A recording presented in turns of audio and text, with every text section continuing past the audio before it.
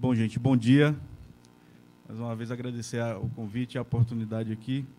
Antes de começar a contar meu tempo aí, fazer um serviço de utilidade pública, professor, que é, você falou nas nossas diretorias, e muita gente aqui não é do INCRA, né? Então, a gente tem 5 diretorias na sede, tem a nossa presidência, tem a diretoria administrativa, que é a DA, tem a diretoria fundiária, de ordenamento fundiário, que é a DF, diretoria de desenvolvimento de assentamento, a DD, diretoria de obtenção de terras, que é a DT, e a diretoria estratégica, que é a DE.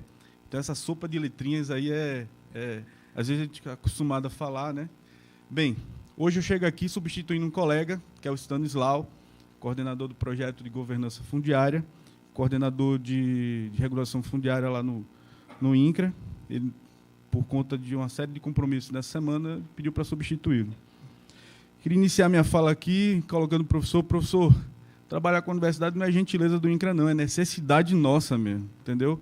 Então, a gente tem essa necessidade, muitas vezes eu fiz isso, muitos colegas fizeram isso, muitos projetos nasciam 1, 2 pessoas e aquele negócio meio secreto, projeto fadado ao insucesso. Você não valida aquele método, você não estuda, você não tem uma visão mais ampla daquele projeto, está muito provável que vai dar errado. Então, muitos dos projetos hoje que a gente pensa, que a gente desenvolve uma ideia, a gente quer validar com a universidade. A academia é fundamental nesse processo, principalmente nessa perspectiva hoje que a gente tem de trabalhar o Brasil como um todo, integrar dados, né? Várias iniciativas, uma ansiedade de querer resolver, vários projetos lançaram, tem sobreposição entre eles, é preciso convergir nesses projetos, né? Então, não é gentileza, é necessidade. Bom, dentro da minha perspectiva, hoje aqui vou apresentar algumas soluções, alguns produtos que o INCRA já trabalha, né? Oferece à sociedade, dentro da linha de inteligência territorial. O Newton faz alguma vinculação à segurança alimentar. Isso está tudo vinculado, está tudo amarrado aqui, né? Desde 2014, o INCRA se aproximou um pouco mais da FAO, né? Então, dentro daquela diretrizes voluntárias de governança da terra, a gente desenvolveu um entendimento que, se o produtor rural, a agricultura familiar, é um público que, né, propicia a segurança alimentar na produção de alimento, mas para ele produzir, primeiro ele tem que acessar a terra, ele tem que ter segurança jurídica para poder obter crédito e continuar produzindo. Então, e como é que se alcança isso? Com a regulação fundiária, com o ordenamento territorial. Então, já estamos trabalhando com essa perspectiva junto à FAO, junto a organismos internacionais, e desenvolvendo nossos projetos. Então, promovendo a regulação fundiária e o ordenamento territorial, na sua ampla vastidão de propostas, a gente, sim, vai garantir a segurança alimentar. Essa ideia ela foi acatada, está sendo praticada em vários países, né, dentro dessa ótica, e se você não regulariza, se você não conhece seu território, você está fadado a não ter uma segurança alimentar correta no meio rural. Bom, eu vou falar da ação do INCRA nessa perspectiva. Esqueci aqui meu botão. Cadê, moço? Agora, o de baixo. E aí, bom, eu trabalho isso no dia a dia, nunca tinha estudado a inteligência territorial, e, cara, eu tenho que ver o conceito disso aí, né? Então, fui procurar conceitos de inteligência territorial. E destaquei esses dois, um do Ministério de Ciência e Tecnologia e outro da Embrapa Territorial. Não sei se o menino da Embrapa está aqui hoje. E quando eu fui ler esse negócio, cara, eu faço isso mesmo. A gente faz isso aqui no dia a dia. Eu não sabia que era estudo aí, não. Então, do Ministério de Ciência e Tecnologia, ele considera uma abordagem de gestão estratégica do território, com base no uso de tecnologia de informação que se aproxima da inteligência econômica, mas com um objetivo bastante distinto, desenvolvimento sustentável. Então, essa inteligência territorial, ela vai buscar a gente planejar, definir melhor e avaliar nossas políticas e ações de desenvolvimento territorial sustentável. É o que a gente está buscando, né? Depois que eu li esse conceito, me deu vontade de fazer o curso, né? Então, tomara que tenha uma nova edição e a gente consiga agregar outros servidores aqui com a universidade. E para a Embrapa, ele considera um conjunto de ferramentas e métodos aplicados para a compreensão de um território em sua totalidade, através da integração de informações provenientes de diferentes bancos de dados, o professor acabou de falar isso aí. Essas informações integradas servirão para apoiar a tomada de decisão para o desenvolvimento territorial. Bom, é o que a gente está buscando, né? Essas várias informações, vários projetos, elas devem convergir. eu não lembro agora, o representante da Embrapa ontem aqui, o Spadotti. Então, essas informações, essas relações desses bancos de dados que são institucionais, ele colocou, e eu concordo com ele, poxa, vamos fazer primeiro eu e tu aqui, vamos fazer o nosso, só que assim, a gente vê várias iniciativas que se sobrepõem e requalificar essas informações sobrepostas tem um custo muito alto, tem um tempo muito alto para se fazer. E a gente precisa conversar mais, os órgãos precisam integrar mais, para não ter esse retrabalho. Então, é notório que algumas ações de governo estão fazendo a mesma coisa, por exemplo, o CAR, o CIGEF, a SPU, outros órgãos estão fazendo o mesmo trabalho, onde poderiam convergir com a base de dados única, né, tendo mais confiabilidade na sua estruturação. Eu trago esses 4 produtos aqui para falar hoje, que é o Sistema Nacional do Cadastro Rural, o SNCR, o Sistema de Gestão Fundiária, o SIGEF, o Portal do Acervo Fundiário e o TED de Governança Fundiária, que o professor tratou aqui rapidamente, e eu vou detalhar um pouco e já trazer uma nova perspectiva para esse novo momento do INCRA, né? Então, o SNCR é um sistema mais antigo nosso do INCRA, né? Ele nasceu lá em 72, é composto aqui, pelo cadastro de imóveis rurais, o dos proprietários e detentores de imóveis rurais, arrendatários e parceiros rurais, terras públicas e o Cadastro Nacional das Florestas Públicas. Esse aqui praticamente não existe. Bom, mas tem floresta pública? Tem, mas não funciona. Falta conversar, né?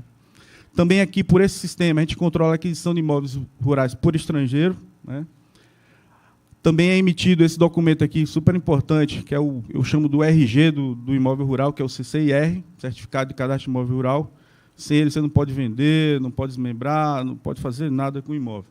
Precisa desse documento. Hoje, a gente tem uma atividade de atualização cadastral na ordem de 500 mil por ano, né? E por dia, 1.400 por dia. Isso aqui na amplitude nacional, no Brasil como um todo, né? Ano passado, processamos quase 6,5 milhões de certificados no Brasil como um todo. É uma massa de dados enorme. Ah, mas eu não confio, é falho. Então, vamos qualificar isso aqui melhor. Então, a gente vem trabalhando com essa perspectiva de qualificar esse sistema a partir de outros sistemas, a partir dessas informações que outros sistemas têm propiciado ao INCRA, e outros órgãos também, a exemplo do SICAR, né, do Cadastro Ambiental Rural. Então, ano passado, a gente startou uma conversa com o Serviço Florestal Brasileiro de fazer alguma vinculação, integração entre SIGEF, SICAR e SNCR. Infelizmente, a gente teve que parar a conversa porque a transição de governo não deixou a gente avançar mais. Aqui tem um pouquinho do histórico do cadastro, do Sistema de Cadastro Rural, o SNCR. Então, começa lá com o conceito de imóvel rural dentro do Estatuto da Terra e a perspectiva da utilização da terra, né, a função social do imóvel, e ele vem passando, se reinventando ao longo desse tempo. Tem alguns marcos, né, dentro da evolução desse cadastro, como a criação da Lei de Registro Público, um recadastramento feito em 92, que cancelou uma série de cadastros no Brasil como um todo, a Lei 10.267, também, que também cria o CNI aqui, o Cadastro Nacional de Imóveis Rurais, que praticamente ele foi criado em 2001 e ele só teve ações a partir de 2014, entre INCRA e Receita Federal. Hoje, então, tem um projeto que está bem avançado, provavelmente esse ano a gente já tem um modelo que seja homologado e ano que vem passe a entrar em produção. Essa base de dados entre INCRA e Receita ela já está integrada, então um órgão percebe o dado do outro e vice-versa. A gente tem, em 2015, a modernização do SNCR, que ele sai de uma versão arcaica de DOS tal, e vai para o sistema web, mas ainda assim cheio de limitações. A gente tem essa vinculação, que eu acabei de falar aqui, entre o INCRA e a Receita, e ano passado a gente lançou uma versão mobile. Nada demais, mas são facilitadores para o usuário, para a sociedade. A gente vem se colocando. uma forma que melhore essa relação entre INCRA e a sociedade, e esse sistema aqui é um desses gargalos, né?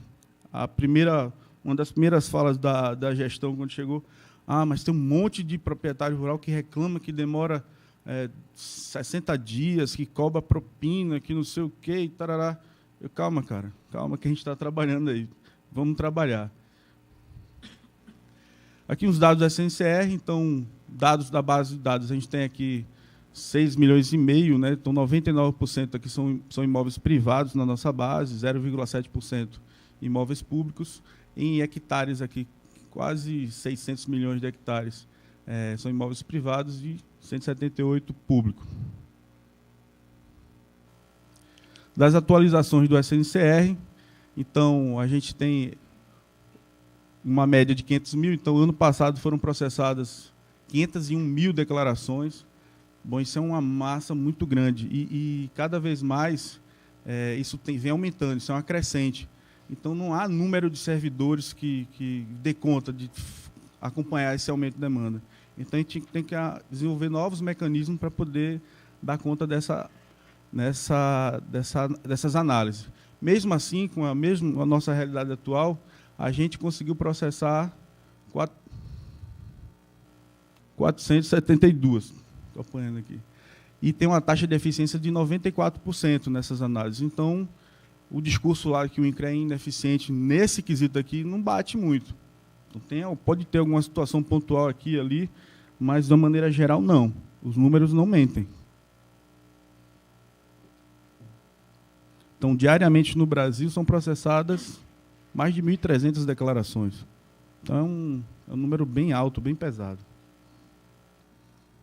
De CCIR emitido, então, ano passado foram emitidos 6,7 milhões de CCIR. É muita coisa, né? A gente hoje tem um desafio de rever o valor da taxa que é atribuída a esse documento, né? Hoje ele não paga a emissão, então são valores de R$4 e pouco, e até 300, R$400, ou seja, é muito baixo, não vale a emissão. E um estudo feito por nossa equipe do cadastro elaborou uma proposta, um projeto de lei, para rever, readequar e reajustar essas taxas, né? Passando de um valor mínimo de R$50 para um valor máximo de R$7.500. Poxa, mas aumento para imposto para a sociedade.